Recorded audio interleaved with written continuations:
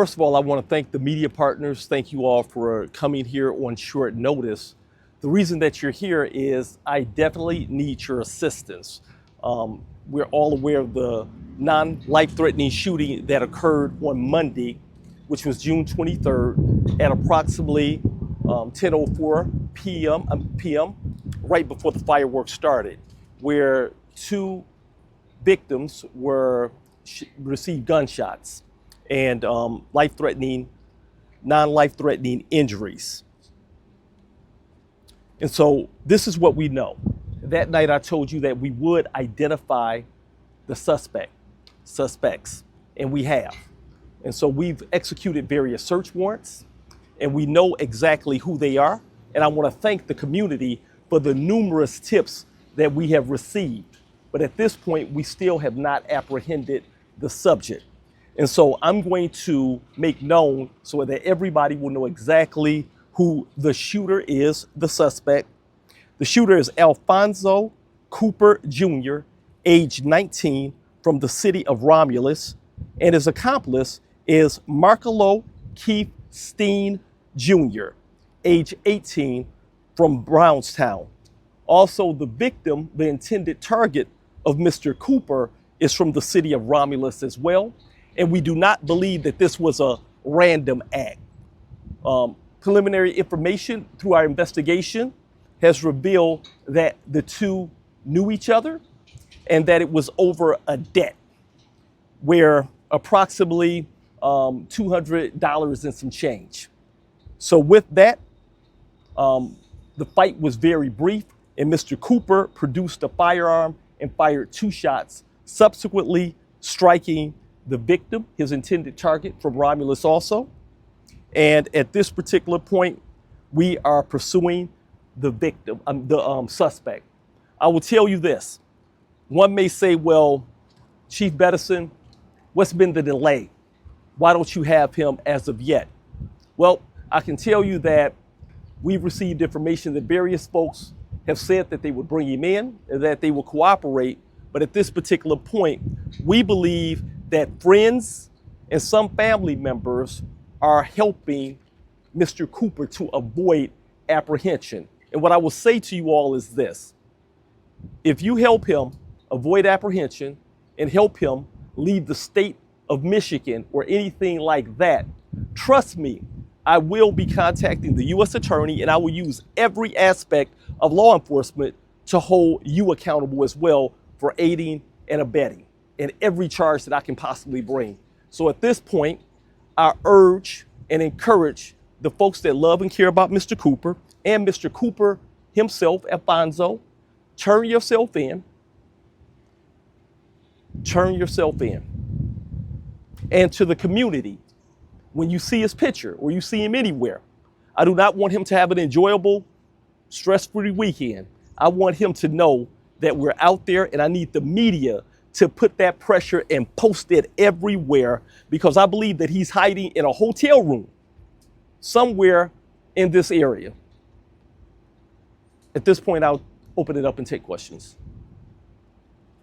You said initially that this shooting happened outside of the area where metal detectors were. I guess going forward, when we have these large-scale events, are we probably going to start ramping up those type of protocols? Yeah, absolutely. You can't put them everywhere, but as we plan, always looking for continuous improvement to expand the footprint.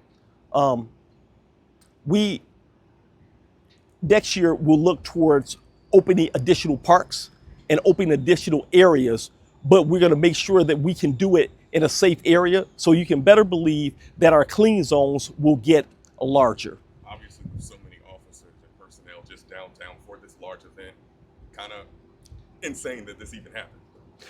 You know, that's the one thing we encourage folks to leave their weapons at home, and not everybody listens.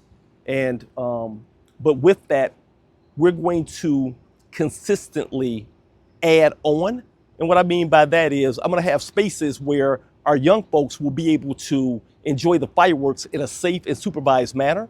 And some parents, we say bring your children down or come down in compliance with the curfew, but we're going to have a better conversation also as far as educating some of the parents where you can bring your children down. I didn't think I had to tell you that they should stay with you and you have to watch them. And so we've had instances where during curfew enforcement, yeah, the kids came down with the parents. However, the parents just let them run around. And so it's going to be an enhancement when it comes to next year because we have the luxury of time. And I'm going to solicit more of the community. Now I'm talking about coaches. I'm talking about teachers. And what I can tell you is this. With our community violence intervention groups in the city of Detroit, they've done wonders as far as reducing the violence in our city and working with young people. But now I have to look further because the fireworks don't just attract Detroiters. As you can see, it attracts individuals from Romulus, Inkster, Flint. Folks come from all over to enjoy the largest fireworks really in this area. Chief Marco Keatstein, what was his role in this altercation shooting? Is he being seen as a suspect, merely a person of interest? Marco Keatstein Jr. He's a person of interest. I wouldn't call him a suspect, but he definitely was with Mr. Cooper. They're witnessed the fight. They're also helped with the escape of Mr. Cooper. And so we definitely need to talk to him as well. So these folks are from out of town. They brought, outstanding beef here into the city. What do you have to say about that? There's going to be more events this summer that don't just attract Detroiters. Absolutely. And so we have been very successful at reducing crime.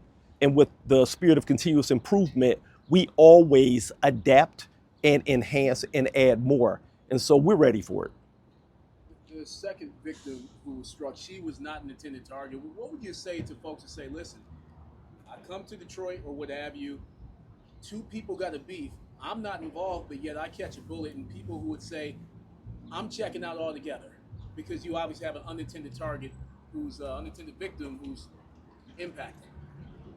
That's the unfortunate thing and what's very difficult to actually police. But as I have the officers there, and I also enforce the curfew, because this was a underage person with a firearm. And so it's illegal. They broke the law, and we're going to hold folks accountable. We're going to hold them, their parents accountable, and any others that break the laws. Did you say that the 17-year-old was the intended target that was shot? Yes. Yes. Okay. Can you give us the spellings of both the suspect and the person of interest? My media relations team will get that to you. And Chief, obviously this was the biggest, the start of the higher profile events of the summer. Can you talk a bit about just your take? Because some people say, man, if it's starting off this way, kids bringing guns, a kid is shot, another unintended person struck. What would you say to some people who would argue that maybe this is setting the tone for the summer in Detroit? I would say, no, it's not. This is an isolated incident right here, and that overall the fireworks went off without a hitch. I've been doing this for over 30 years. I remember when it was multiple shootings. And so in the bigger scheme of things, we had thousands and thousands of people that enjoyed the fireworks that didn't even know anything about this. And it was a safe, enjoyable event.